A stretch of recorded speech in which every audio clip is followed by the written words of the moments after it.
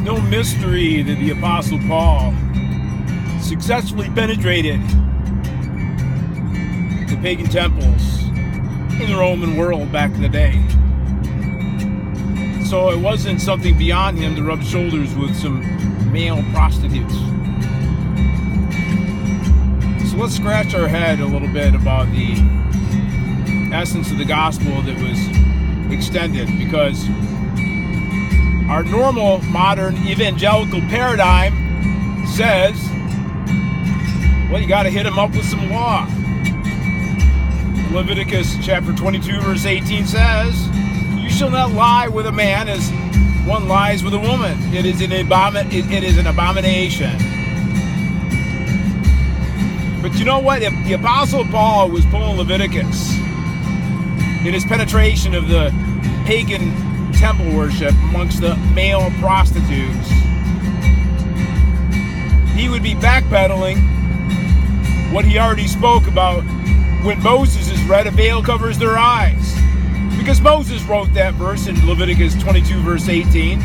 So what is it? What is wrong with our evangelical paradigm where we have a LGBT community, modern day, possibly equating with pagan temple practices back in the day, and some of us find ourselves rubbing our shoulders among some of these precious souls, male prostitutes, same-sex married couples,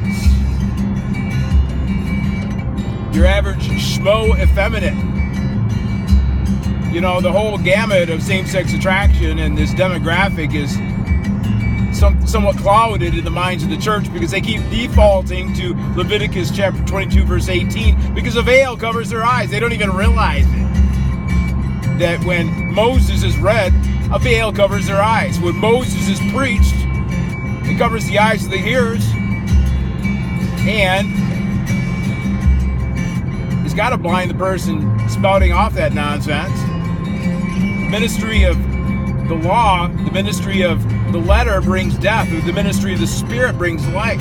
So let's scratch our heads and let's come to some alternative conclusions, because there are other paradigms. There are other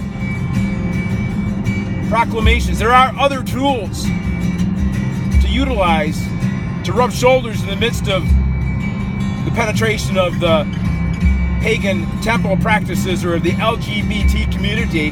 There are other manners and forms and paradigms to exemplify, to take the veil away, to reveal Christ to you, the hope of glory, the mystery hidden from ages and generations.